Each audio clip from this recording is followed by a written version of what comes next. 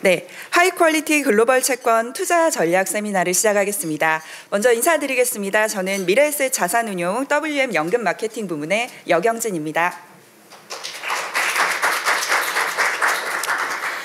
먼저 이른 시간에 이렇게 소중한 시간 내서 참석해 주신 모든 분들께 감사의 인사 말씀드립니다. 오늘 세미나는 채권 시장의 매크로한 상황을 살펴보고 그리고 이러한 시장에서 투자가 가능한 포트폴리오 측면에서 접근 가능한 채권형 펀드의 투자 전략까지 함께 소개해드리는 시간으로 마련했습니다. 그럼 미래에셋 자산운용 WM 연금 마케팅 부문 류경식 대표님의 환영사로 오늘 세미나 시작하도록 하겠습니다. 박수로 환영해 주시기 바랍니다.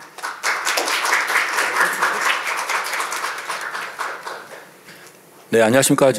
미래에셋 자산운용 WM 연금 마케팅을 맡고 있는 유경식입니다.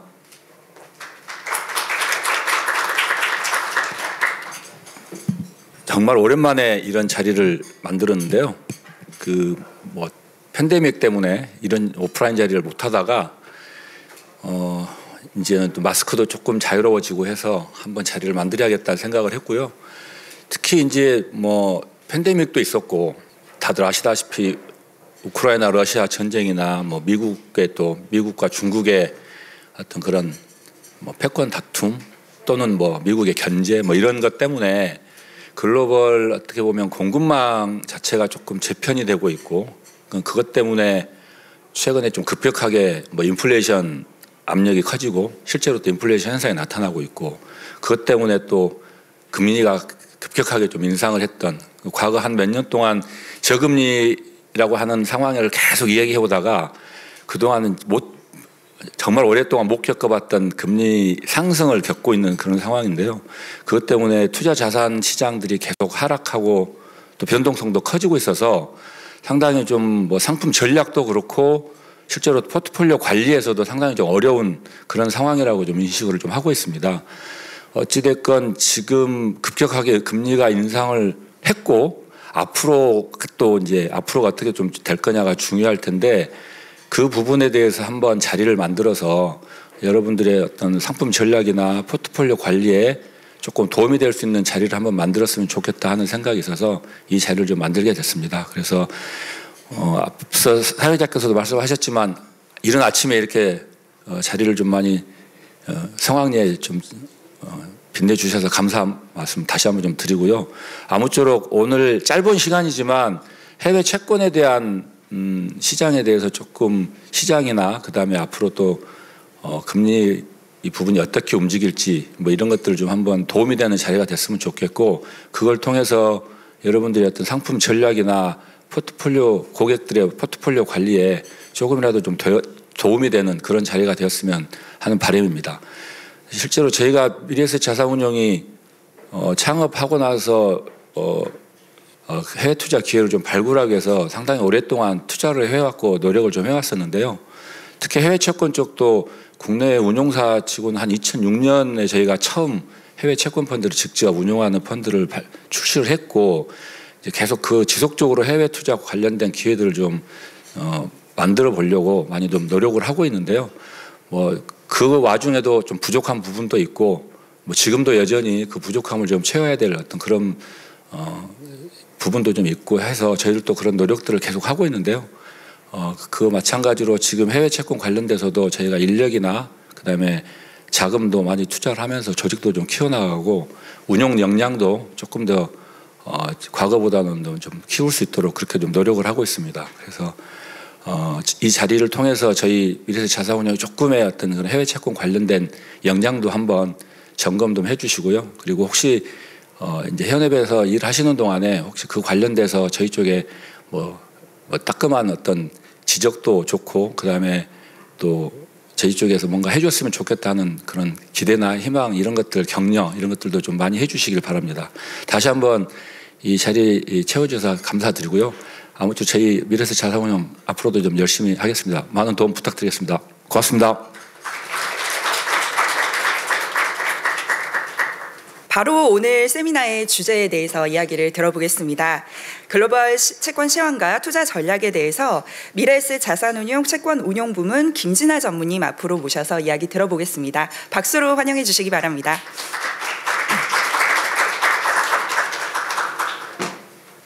네, 안녕하십니까. 미래에셋 자산운용에서 글로벌 픽스드인컴 운용 본부장 맡고 있는 김진아입니다. 네, 굉장히 이른 아침인데 착석을 해주셔서 굉장히 감사드리고요. 이런 행사가 상당히 오랜 기간 있다 보니까 저 자체도 상당히 좀 떨립니다. 하지만 이제 준비한 내용 충분히 잘 전달드리도록 하겠고요. 아시다시피 글로벌 픽스드인컴 제가 운용본부장인데, 이 픽스드인컴이라는 게 아시다시피 고정이자지 않습니까?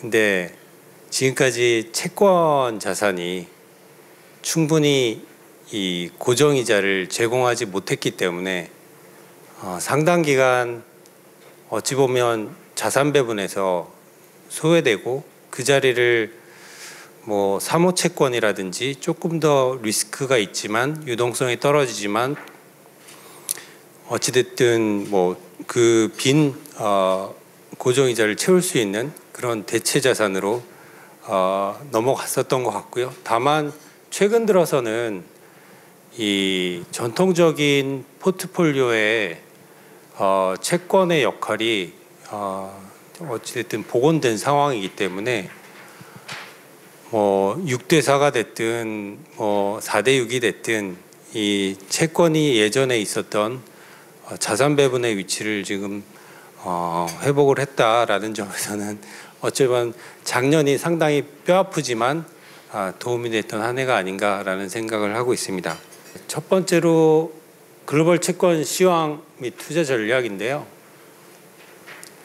2023년 이 화두가 되고 있는 인플레이션 상황을 먼저 이제 점검을 하고 말씀을 드리도록 하겠습니다. 이 연초에 금리 레벨하고 지금은 해외 쪽 주요 국가들의 금리 레벨이 사실은 다 제자리로 돌아와 있는 상황입니다. 아시다시피 전일 2년짜리 미국채 금리가 4.65 정도, 그 다음에 10년 금리가 3.87 정도 지금 나오고 있고요. 이 정도 레벨이면 올해 50bp 정도의 연내 금리 인하를 선반영하면서 50bp가 금리가 떨어졌다가 다시금 제 위치로 돌아온 상황이다라고 보시면 될 것 같고요. 그리고 크레딧 스프레드도 투자 등급은 거의 원위치가 되어 있는 상황이고, 하이힐드 정도가 다소 스프레드가 조금 더 축소되면서 연초 YTD로 기준으로 봤을 때는 한 2% 정도 내외의 수익이 지금 나와 있는 상황이다라고 보시면 될 것 같습니다. 근데 이게 이렇게 움직였던 가장 큰 요인은 당연히 인플레이션에 대한 시장 전망인데요. 소비자 물가가 사실은 이 작년 6월이 전년 대비 상승률은 고점이었습니다. 작년 6월이 9.1%로 6월 물가가 고점이었고, 그 이후로는 계속해서 전년 대비 상승률이 하락을 했고, 지금 7개월째 물가 상승률의 폭 자체는 지금 줄어들고 있는 상황이고요. 2023년 1월자 기준으로 봤을 때는 6.4%까지 하락을 했습니다. 그런데 그럼에도 불구하고 시장은 물가 지표에 대해서 초점이 조금씩 달라지고 있는데, 작년 10월, 11월 이럴 때는 전망치보다 YOY가 0.2% 정도 낮다라고 해서 시장이 랠리를 했고요. 그리고 어느 순간에는 시장이 코어 물가에 좀 관심을 더 많이 두기 시작을 했고, 그 다음에 YOY보다는 MOM, 그러니까 전월비 물가에 대한 초점들이 조금 더 늘어나는 상황인데, 최근 들어서 보시게 되면 MOM으로 봤을 때는 0.2, 그 다음에 마이너스 0.1, 그리고 1월 달은 플러스 0.5로 바뀌었습니다. 하지만 작년에 우크라이나 전쟁이 2월 달에 났거든요. 그러면서 유가가 급등한 게 3월부터고 그다음에 아까 말씀드렸듯이 작년 6월까지는 고유가 상황이 계속 유지가 됐기 때문에 현재 유가 수준만 유지가 되더라도 6월까지는 무조건 전년 동기 대비했을 때는 물가가 계속 떨어집니다. 그래서 전년 대비 물가 하락 자체가 그렇게 새로울 게 아닌 상황이긴 합니다만 어찌됐든 채권 투자자 입장에서는 물가가 하락을 하고 있다라는 사실만으로도 투자 기회는 명확하고요. 다만 주요 IB들이 소비자 물가 전망치를 여기에 보시듯이 코아 물가, 헤드라인 물가를 이런 식으로 전망을 하고 있습니다. 그래서 물가 전망 평균치는 1분기가 5.53, 2분기가 3.67, 4분기가 2.67까지 빠집니다. 근데 아시다시피 미국은 서비스 물가가 상당히 중요한 경제 권역이고 그렇기 때문에 사실은 코아 물가에서 서비스 물가가 어떻게 영향을 움직이느냐가 관건인데 여기서 보시게 되면 지금까지 물가 하락을 이끌었던 것들은 당연히 상품 물가하고 공급망이 개선됐기 때문에 상품 물가가 떨어지고요. 그 다음에 따뜻한 날씨 때문에 유럽에서 천연가스 가격이 급락을 했고 그 다음에 원유 가격도 상대적으로 하락을 하면서 에너지 가격과 상품 가격이 최근 들어서 3개월을 연유로 하면 큰 폭의 마이너스를 그리면서 헤드라인 물가를 꽤 끌고 내려가고 있습니다. 다만 에너지를 제외한 서비스 부분은 최근 3개월을 연유로 해도 12개월 YY 수치하고 큰 차이가 안 나죠. 오히려 주택 물가는 오히려 최근 들어서 올라오고 있습니다. 그렇기 때문에 이게 지금까지 시장이 환호했던 헤드라인 물가가 빠지고 있더라도 막상 코어 물가 그중에서도 에너지를 제외한 서비스 물가 이런 것들은 사실은 굉장히 스티키한 물가인데 잘 하락하지 못하고 있다. 이런 점 때문에 시장이 좀 우려를 하고 있습니다. 다만 파월 의장이 뭐라고 얘기했냐면 앞으로 물가 경로는 굉장히 범피할 거다라고 했고요. 그래서 일방향으로 그렇게 쭉 하락하기보다는 상승과 하락을 그리긴 하겠지만 디스인플레이션 추세는 올해는 유효하다라고 했습니다. 그래서 연준이 찍은 점도표만 보더라도 2024년, 25년에 어떻게 찍혀 있냐면 4.125, 3.125 이렇게 찍혀 있습니다. 그 얘기는 뭐냐면 올해 5월까지 금리 인상을 하고 그 다음에 100bp씩 내년에 인하를 한다는 거죠. 다만 시장은 올해 11월, 12월 인하를 25bp씩 한다라고 전망을 하고 먼저 달렸다가 이게 다시 다 되돌려진 상황이고요.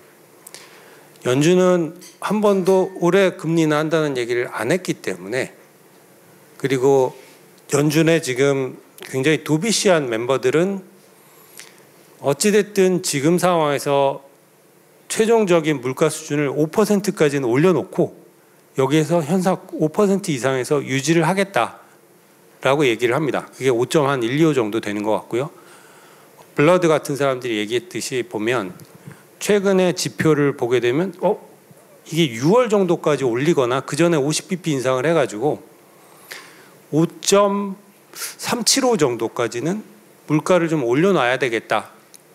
이렇게 얘기하는 쪽도 있습니다. 그래서 도브하게 얘기하는 비둘기파들이 한 5.125, 호키시하게 보는 멤버들이 한 5.375 이런 정도라고 보시면 되는데 다만 블러드 같은 사람들은 올해 투표권이 없기 때문에 어느 정도 직접적인 보팅 권한이 없는 상태에서 멘트이기 때문에 작년보다는 영향이 좀 떨어질 것 같고 그럼에도 불구하고 전체적으로는 올해는 5% 이상에서 물가를 유지한다라는 전제하에서 시장을 바라보시는 게 맞을 것 같다라는 생각을 하고 있고요.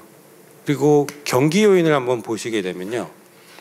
경기 상황은 예상보다는 작년에 4분기에 유럽 같은 경우가 마이너스 0.1 정도 성장률이 예상이 됐었는데 플러스로 성장률이 나왔습니다. 굉장히 따뜻한 날씨 그리고 뭐 에너지 가격이 굉장히 그러다 보니까 하락을 했는데 뭐 지난주까지만 해도 천연가스 가격이 계속해서 급락을 하고 있고요. 그리고 지금도 비축되어 있는 가스 인벤토리가 70%대 유지가 되고 있기 때문에 예년 대비 상당히 높게 유지가 되고 있습니다. 그래서 현 시점에서는 유럽의 경기가 우려했던 것보다는 개선이 돼서 나오고 있다. 그리고 미국은 뭐 고용 지표가 계속 양호하게 나오면서 실제 우려했던 리세션 시기가 계속해서 이연되는 상황이고요. 그리고 1.4조 달러 정도 지금 초과 저축을 보유하고 있다라고 전망이 되는데 이 초과 저축을 근거로 해서 소비가 지속되고 있다라는 게 지금 정설이긴 합니다. 다만 이 경기 흐름 자체는 향후에 지금 연초랑은 조금 다르게 흘러가지 않을까. 하반기에는 경기 관련한 리세션 우려가 다시금 좀 대두되지 않을까라는 생각을 하는 몇 가지 요인들이 있는데요. 첫 번째는 미국의 예금이나 아니면 현금 보유 잔고를 보게 되면 한 4조 9천억 달러 정도 있습니다. 개인들이. 근데 그 중에서 상위 10%가 거의 66%를 가져가고 있고요. 그 다음에 하위 한 50% 정도의 소득계층에서는 실제로는 현금 보유가 6.5%밖에 되지 않습니다. 이 전체 예금 잔고에. 그래서 수치로 봤을 때는 한 2,800억 불 정도라고 보시면 될 것 같고요. 작년에 비오에서 본인 그 계좌주들을 다 소득계층별로 봤는데 보조금을 소진한 정도를 파악했을 때도 거의 유사하게 나왔습니다. 그러니까 하위 계층에서는 이미 보조금을 다 소진을 했기 때문에 그렇기 때문에 이제 고용시장으로 다시 돌아오는 거겠죠. 그래서 이게 초과저축이 많이 남아 있어서 아직 남아 있어서 소비가 계속해서 좋을 거다라고 하기에는 이 소비 여력이 추가 소비 여력이 제한된 상위 계층에 대부분 지금 초과저축이 지금 집중되어 있다라는 면에서 조금은 다른 그림이 그려질 가능성이 높아 보이고요. 또 한 가지는 이민자 수가 작년에 처음으로 100만 명이 넘어섰습니다. 2017년 이후 5년 만에 100만 명이 늘어났고요. 아시다시피 고용이 탄탄한 이유는 이민자 수가 늘지 않았던 부분도 상당히 큰 영향을 미치고 있고 그 다음에 팬데믹 기간 동안에 한 100만 명 정도가 사망자가 됐고 또 조기 은퇴하신 분들이 계셨을 텐데 그런 와중에 상품에서 서비스로 매출이 늘어나는 게 구성 내역이 바뀌면서 서비스 매출이 늘어나는 상황에서 고용이 굉장히 어렵기 때문에 잉여 고용 상태를 계속 유지를 하고 있는 겁니다. 뭐 고용을 한 게 없기 때문에 해고할 게 없는 게 서비스 섹터라고 보시면 될 것 같고 다만 우리가 늘상 보는 뭐 하이트 칼라의 테크 섹터들이 지금 뭐 10,000명씩 해고를 한다고 하는데 전체 그 해고 인원에서 카운트가 잘 안 되는 거죠. 카운트가 되긴 하지만 전체에서 차지하는 비중이 상대적으로 적기 때문에 영향은 좀 작다라고 보시면 될 것 같습니다. 그래서 경기 상황은 비교적 전망치보다는 미국을 제외하고 중국도 리오프닝을 좀 빨리 했고 그 다음에 유럽도 따뜻한 날씨 때문에 경기가 개선되고는 있지만 미국은 뭐 좀 다른 요인이죠. 고용 상황이 워낙 좋기 때문에 지금 경기가 양호한 상태로 유지가 되고 있습니다만 우리가 이제 고려해야 될 부분이 작년 3월부터 물가 때문에 금리를 450bp를 올렸기 때문에 이건 분명히 약 9개월에서 12개월 정도 시차를 두고 영향을 좀 미칠 것으로 파악을 하고 있고요. 과거의 사례는 그랬습니다. 3월부터 시작을 했지만 급속도로 금리를 막 75bp씩 4번씩 올렸던 거는 작년 하반기였고 그래서 이 영향이 올해 하반기 정도나 돼야지만 실물 경제에 영향을 좀 미치지 않을까. 고용 시장 쪽에 그리고 뭐 전반적으로 지금 기업 어닝에도 지금 영향을 좀 미치고 있지만 뭐 경기 상황에 좀 미치는 여파가 좀 더 뚜렷해질 것으로 파악이 되고 있고요. 사실 소비의 원천이라는 거는 본인이 벌어들인 소득 또는 은행에서 땡기는 부채 이런 거겠죠. 근데 20년 팬데믹 상황에서는 정부 보조금으로 인해서 부채가 급증했고 성장률의 급락을 제한했었다면 22년에는 부채가 성장률 자체 부채 증가율이 급락을 하고 있고요. 이 근간에는 당연히 최근 들어서 금리가 폭등을 하고 있기 때문에 높아진 조달 금리의 영향 때문에 부채 증가율이 이렇게 감소하고 있다라고 보시면 될 것 같고, 그러면 소비 여력도 그만큼 줄어들 거고요. 다만 고용 시장이 지금은 탄탄하게 받쳐지고 있기 때문에 아직은 소비가 급락하고 있지는 않다. 다만 하반기 들어서 서비스 쪽에서의 잉여 고용이 감소하게 된다. 예를 들면 이민자 수가 늘어나면서 전체적으로 잉여 고용을 굳이 유지할 필요가 없는 상황이 된다라고 한다 그러면 해고가 나타날 가능성도 있고, 원래 리세션이라는 게 여러 가지로 측정이 될 수 있지만 미국 같은 경우는 월간 단위로 0.5%씩 실업률이 올라가서 3개월 정도가 유지가 되면 그걸 리세션이라고 파악을 하는 게 일반적인데, 2개 분기 연속 마이너스 성장률도 전통적인 리세션 측정 수단 중에 하나일 수 있습니다만, 어찌됐든 지금 1월 달에 예상보다 좋았던 여러 가지 요인들이 한꺼번에 시장 전망을 올 들어서 너무 장밋빛으로 그렸을 수는 있지만, 작년에 금리를 올렸던 요인들은 올해 하반기에나 영향을 미치기 때문에 그에 따라서 경기 전망에 대해서 너무 낙관하기엔 좀 이른 시점이다라고 보고 있고요.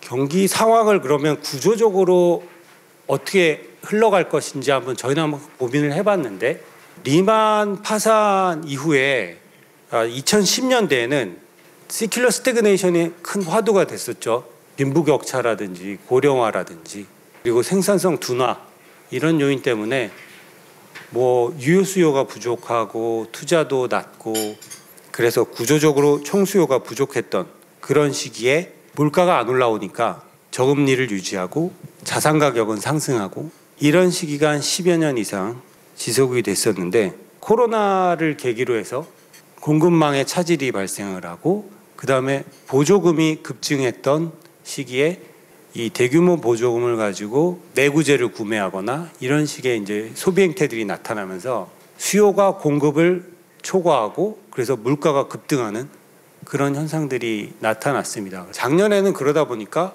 이렇게 물가가 올라오면 과거에 어떤 시기에 이게 유사한 사례일까라고 봤을 때 1970년대들을 많이 얘기하셨습니다. 1970년대랑 그러면 지금이 유사할 수 있느냐라고 봤을 때 저희는 그렇지는 않을 것 같다. 왜냐하면 1970년대는 소득 분배율이 상당히 개선되어 있었기 때문에, 그리고 노조 조직률도 그 당시에는 상당히 강했다. 그러나 지금 80년대 이후에 미국의 소득 상위 10%의 이 토탈 쉐어가 보시게 되면 계속 올라오고 있습니다. 소득 분배가 악화되는 상황에 오게 되면 벌어지는 일은 대부분의 케이스에 GDP 대비했을 때 부채가 늘어나게 됩니다. 왜냐하면 어찌됐든 상위에 뭐 고소득자들 같은 경우는 추가적인 소득이 늘어난다고 해서 소비 성향이 그에 배가해서 늘어나지 않고, 그리고 대부분의 중하위 계층들은 소비를 유지하기 위해서 부채를 늘릴 수밖에 없는 상황이고요.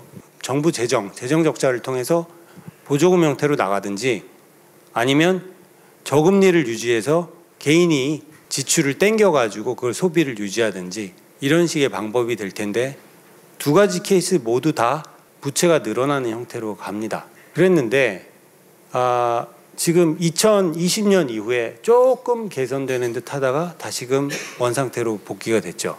이 얘기는 뭐냐면 19일 날 브레이너드 연준 부의장이 얘기했듯이 소득 분배율 자체가 개선된 게 하나도 없다. 오히려 2019년보다 더 안 좋아졌다. 이렇게 지금 얘기를 하고 있고요. 사실은 물가가 지금처럼 문제가 계속 돼서 통화 정책을 공격적으로 지속적으로 올려야 되는 상황은 언제냐면 어떤 요인에 의해서 인플레가 촉발되고 기대 인플레이션 상황이 올라가면서 임금 상승이 나타날 때, 그때가 사실은 굉장히 위험한 상황입니다. 근데 지금 보시게 되면 임금 상승률, 시간당 임금 상승률 4.6%밖에 안 나오고 있고요. 그리고 기대치보다는 지금 조금 예상보다는 좀 낮게 나오고 있고, 물가 수치보다도 더 낮은 거죠. 물가 정도보다도 못 올라오고 있는 상황이다라고 보시면 될 것 같고요. 근간에는 뭐 노동조합의 조직률 자체가 뭐 70년대랑 비교할 수 없을 만큼 떨어져 있는 그런 요인도 있을 거고, 뭐 여러 가지 요인들이 있을 것 같습니다만, 어찌됐든 이게 구조적인 어떤 변화가 지금은 소득 분배율 측면에서는 나타나지는 않고 있다라고 볼 수 있을 것 같고요. 그리고 뭐 그린 에너지를 통해서 생산성이 떨어지는 그런 에너지원에 대한 투자가 늘어나면서 에너지 비용이 급증을 하고, 그 다음에 공급망이 효율성 기준이 아니라 안전하게 조달할 수 있는 그런 목적으로 재편되다 보니까 뭐 프렌드 쇼어링, 리쇼어링 뭐 이런 식으로 가게 되면 어찌됐든 구조적으로 물가가 올라올 수 있다, 뭐 이런 얘기들이 있습니다. 근데 이런 식의 이제 구조적인 거대 담론이 맞는지는 아직은 확인할 수 있는 방법이 별로 없고요. 눈에 보이지도 않습니다. 그러면 그 반대편에 있는 2010년대처럼 다시금 유가가 하락하면서 물가가 떨어지다 보니까 이제부터는 다시 연준이 금리를 인하해서 다시 성장률을 끌어올리는 그런 2010년대 같은 패턴이 다시금 반복되지 않을까? 그리고 글로벌 시큘러 스태그네이션이 다시금 재현되지 않을까? 이런 기대들도 또한 있습니다. 블랑시아르 같은 사람들은. 근데 두 가지 극단적인 케이스를 배제하는 건 아니지만 확인할 길이 없기 때문에 저희는 향후의 전망은 그냥 마일드한 리세션을 가정하는 게 더 확률상 높지 않을까라는 생각을 하고 있고요. 그렇다 그러면 퀄리티가 좀 있는 자산들에 대한 투자는 유지하는 게 맞다라는 점이 부각될 수 있다라고 보고 있습니다. 금융시장 변동성이라는 게 지금 할인율이 굉장히 올라오면서 금리가 이제 450bp 아까 올라왔다고 말씀드렸는데, 그러면서 부담이 좀 되는 상황이긴 합니다. 왜냐하면 아까 말씀드렸듯이 가처분 소득에서 가계 순자산, 부동산이 됐든 주식이 됐든 이러한 자산들이 차지하는 비중이 2022년 1분기 역사적으로 최고점을 찍고요. 최근에 조금 내려와 있는 상황입니다. 다만 할인율 상승에 대비했을 때는 충분한 조정이 이루어졌다라고 보기에는 좀 어렵지 않을까 싶고, 지금 보시게 되면 사실은 경착륙, 리세션 얘기를 하다가 연착륙, 그 다음에 노랜딩, 그러다가 지금 네버랜딩 이런 쪽으로 지금 가고 있지 않습니까? 그러니까 시장이 유동 거래량의 한 80%가 미국채 같은 경우는 알고리즘이 차지를 합니다. 그리고 그 알고리즘이라는 게 대부분 같은 로직으로 움직이는 경우가 많거든요. 주식시장도 유사하다라고 알고 있습니다. 굉장히 군집으로 자산시장에서 같은 방향으로 움직이는 케이스들이 많고, 그러다 보니까 어떠한 모멘텀 하나에 의존해서, 그리고 지표 하나가 바뀔 때마다 시장이 같은 정보를 같은 방향으로 해석하면서 한 방향으로 움직이는 그런 움직임들이 지금 계속해서 일어나고 있고요. 그래서 어찌 보면 조금 더 긴 시계로 시장을 보는 게 필요하지 않을까? 그렇다면 뭘 근거로 해야 되지? 과거의 어떤 특정 패턴들이 반복될 가능성을 조금 더 역사적인 사실에 근거해서 쳐다봐야 되지 않을까라는 생각을 하고 있고요. 일단 위험자산 가격들은 지금 연초 이후에 조금 랠리를 하고 있는데, 예를 들면 작년에는 하이힐드가 부도율이 높지 않은데도 불구하고 상당히 스프레드가 많이 벌어졌죠. 발행도 안 됐습니다. 발행시장에서. 근데 거의 10%에 육박하는 YTM이 나오다 보니까 숏 커버도 숏 커버지만 리테일 쪽에 플로우들이 많이 들어왔었어요. 그리고 투자 등급 자산에서도 트리플 B-는 거래가 안 됐었습니다. 거의. 근데 올해 1월에 보시면요, 하이힐드 스프레드가 거의 400대 이하로 깨져서 내려온 적이 있었고, 그렇게 거래가 안 되던 트리플 B- 투자 등급 제일 하위에 있던 채권들도 원활하게 거래되는 그런 모습이 나타나고 있습니다. 그 얘기는 뭐냐면 하이 베타 자산일수록, 그러니까 훨씬 더 시장에 민감한 자산들, 유동성이 조금 평상시에 좀 더 떨어지는 자산들이 달려줬었고요. 최근 들어서 뭐 밈 주식이라든지 뭐 코인들이 마찬가지로 그런 류의 자산들일 텐데, 이게 밸류에이션 부담이 생길 만큼 달리고 있습니다. 지금 상황이라면 사실 리세션이 지금 전혀 반영이 되어 있지 않은 상황이다. 그래서 오히려 시장을 볼 때 이렇게 한 방향으로 쏠릴 때 보시게 되면 가능성이 지금은 반영이 되어 있지 않은 시나리오에 대해서 거기에 맞는 포지션을 하는 게 맞다라고 보고 있고요. 그리고 수급 차원에서 보시게 되면 작년에 미국 달러 채권에 대해서 해외 투자자들 수요는 전혀 없었는데 올해 들어서 보시게 되면 유럽계 자금들이 USIG 투자를 맨데이트들을 계속 찾아보면서 늘리고 있고, 그 다음에 일본계 자금들이 미국의 트레저리를 계속해서 팔다가 거의 멈췄습니다. 그리고 미국 내에서 그리고 글로벌하게 DB 투자자들이 이미 YTM, 채권 YTM들이 상당히 올라오다 보니까, 예를 들면 뭐 미국의 투자 등급 채권만 해도 벤치마크 기준으로 YTM 한 5.4% 정도, 이제 4%대까지 올라오니 이게 매칭하려고 하는 수요들이 생기기 시작을 했고요. 그 규모가 JP모간 기준으로 추산으로 보면 거의 1조 달러 정도 예상을 하고 있습니다. 마지막으로 금리 인상 시기에, 그러면 아까 말씀드렸던 대로 조금 긴 시계로 뭐 분기도 아니고 월간 단위 움직임에 이거를 쫓아가면서 빠르게 매매하기가 좀 부담될다라고 보시게 되면, 그럴 경우에 이제 과거의 유사 국면 분석을 하는 게 상당히 좀 도움이 될 텐데, 과거 경기 침체 사이클기에 정책금리 변화를 한번 보시겠습니다. 2000년 5월이 2000년 들어서 금리 인상기가 한 3번 정도 있었는데, 2000년 5월, 2006년 6월, 2018년 12월이 마지막 금리 인상기였고요. 그 다음에 금리 인상이 끝난 다음에 경기 침체까지 평균적으로 14개월 정도 후행해서 나타났습니다. 물론 이제 2006년 케이스는 마지막 금리 인상하고 금리 인하에 대한 초기 시장 베팅이 있었는데, 워낙 금리 인하가 미뤄지고 기대했던 경기 악화가 좀 미뤄지고 그러다 보니까 15개월 정도 시차가 발생을 하면서 금리 인하에 들어갔습니다만, 어찌됐든 18개월 정도 이내에 경기 침체에 빠졌죠. 금리를 인상하고 경기 침체까지 가는데 평균적으로 한 14개월 정도가 걸렸다는 얘기는, 지금의 이걸 대입을 해보면 아직 금리 인상 언제 끝날지 모르겠지만 5월달 5.12 아니면 6월달 5.375 이 부근에서 금리가 마무리될 것 같고요. 그렇다 그러면 그때부터 14개월이면 내년이죠. 내년에 사실은 리세션의 가능성이, 만약에 과거의 패턴을 반복한다면 가능성이 높습니다. 그래서 지금 연착륙이냐 경착륙이냐 뭐 랜딩 안 하느냐 이거를 논하기에 너무 이르다.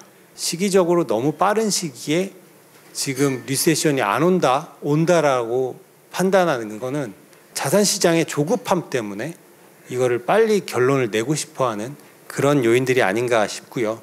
일단은 현 시점에서는 5월 달에 금리 인상이 마지막 된다라고 저희는 생각을 하고 있는데, 그러면 지금이 2월이죠. 보통 한 3개월 전에 저희가 지금 말씀드리는 우량한 채권들을 투자했다라고 하면 어떤 결과가 나왔을까 보면, 3개월 정도 먼저 사전에 금리 인상 전에 투자하면 대부분 케이스의 달러 우량 중장기 같은 경우는 한 가지 사례를 빼고 2006년의 사례를 빼고는 플러스 1% 중후반을 보였고요. 그 다음에 USIG는 아무래도 크레딧 자산이다 보니까 3개월 동안에는 마이너스를 그린 케이스들이 한 2번 정도 있습니다. 3회 중에. 하지만 12개월, 1년간 투자했을 때는 2000년 같은 경우는 달러 우량 중장기가 13%, USIG가 한 12% 정도 나왔었고, 그 다음에 2006년은 6%대, 그 다음에 2018년 같은 경우는 9.38, 12.79 이런 식의 성과를 보였다. 그래서 이게 금리 인상 종료 시점 전후로 투자를 했을 때는 크게 나쁘지 않은 결과를 보였다라고 말씀을 드릴 수 있고, 다만 장단기 금리가 한 75bp 정도 2년 10년은 역전돼 있고 5년 30년도 한 뭐 10여 bp 이상 역전이 되어 있는 상황이니까 장단기 금리가 역전된 상황에서 단기 금리가 뭐 거의 이제 5%에 육박하고 있으니 그럼 차라리 단기 쪽 투자를 했다가 그다음 마지막 금리 인상 이후에 우량 공채 그리고 리세션이 굉장히 마일드하게 전망이 된다. 리세션이 만약에 아주 급격하게 하드 랜딩 쪽으로 간다 그러면 US IG조차도 스프레드가 뭐 400bp 평균까지 이렇게 벌어질 수 있기 때문에 그때는 우량 중장 계약 유일한 대안이 될 수 있을 것 같고요. 그렇지 않고 지금 시장이 예상하는 정도의 수준, 그러니까 고용 시장이 어느 정도 리세션을 반영하고 그러면서 해고가 일반적인 케이스처럼 어느 정도 올라오긴 하겠지만 금융위기 상황을 전제로 하지 않는다 그러면 US IG도 우측 하단 사례처럼 적어도 한 10% 내외 성과를 보여줬었다라고 말씀을 드릴 수 있을 것 같습니다. 그래서 한 4월 정도까지는 오히려 좀 발빠르게 움직이시고 싶은 투자분들 같은 경우는 뭐 저희가 제시드리는 상품 중에는 원화 기준으로는 미국 달러 채권, 그 다음에 외화 기준으로는 뭐 미국 달러 단기 채권 이런 게 있습니다. 그래서 미국 트레저리만 해도 거의 4% 후반대 이렇게 나오고 있기 때문에 그런 상품들에 대해서 먼저 포지셔닝을 했다가 그리고 리세션에 대한 가능성을 선반영할 텐데 올해 하반기에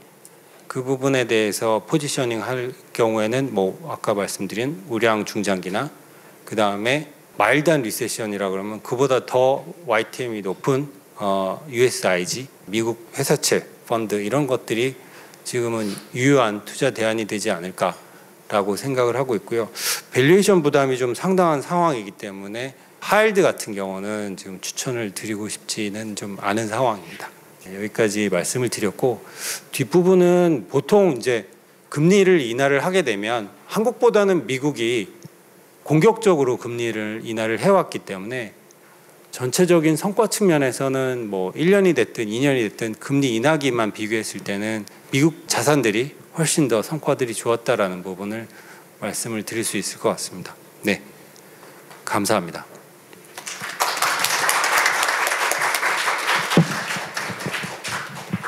올 한 해 글로벌 채권 투자에 대한 전략과 방법을 나눠주신 김진아 전무님께 다시 한번 감사의 말씀을 드립니다.